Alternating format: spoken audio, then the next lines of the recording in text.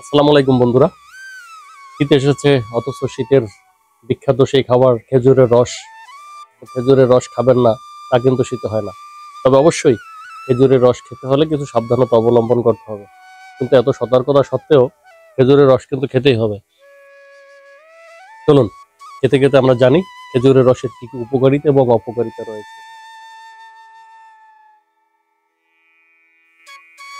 শীত এলেই মনে হয় খেজুরের রস খাওয়ার কথা। শহরের দিকে এ রস পাওয়া সত্যিই বিরল। গ্রাম অঞ্চলেও আজকাল সহজে রস মেলে না। খেজুরের রস বেশ উপকারী একটি পানীয়। এ রসে প্রচুর শক্তি রয়েছে, এতে জলীয় অংশ বেশি। এ রসকে প্রাকৃতিক এনার্জি ড্রিঙ্ক বলা হয়। এতে গ্লুকোজের পরিমাণ বেশি থাকে। খেজুরের রস কাঁচা খাওয়া যায়, আবার জাল দিয়ে গুড় তৈরি করেও খাওয়া যায়। গুড়ে আয়রন বেশি থাকে এবং হিমোগ্লোবিন তৈরিতে সহায়তা করে।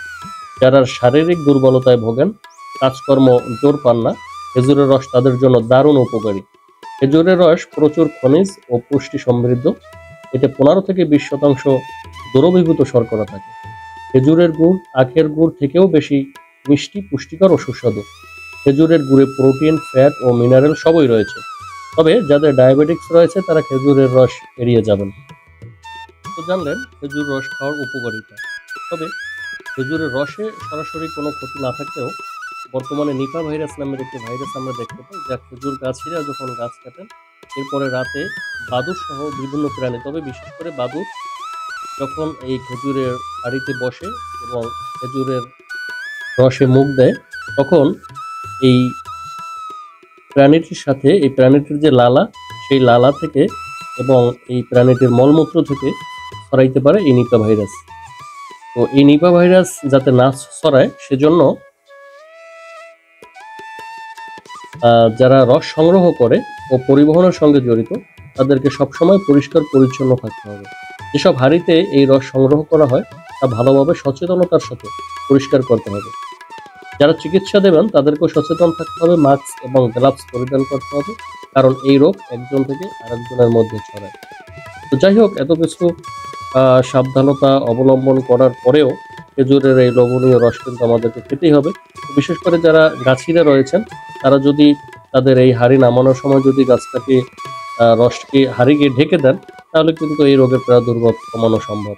অবশ্যই আমাদেরকে সচেতনতার সাথে এই রস খেতে হবে। বিশেষ করে যদি আপনাকে খেতেই হয় কাঁচা রসটা এড়িয়ে চলাই ভালো।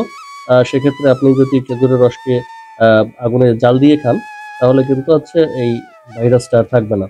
বিশেষ করে আগুনের জাল পেলে এই ভাইরাসটা মারা যায়। বন্ধুরা, এত উপকারিতা এবং অপকারিতার মাঝেও আমাদের সেই লোভনীয় খেজুরের রস কিন্তু খেতেই হবে। তবে অবশ্যই আমরা যদি সতর্ক থাকতে পারি, সাবধান থাকতে পারি, তাহলে কিন্তু আর সকল সমস্যাগুলোই এড়ানো সম্ভব। আসুন সকল সমস্যাগুলো এড়িয়ে শীতকে উপভোগ করি।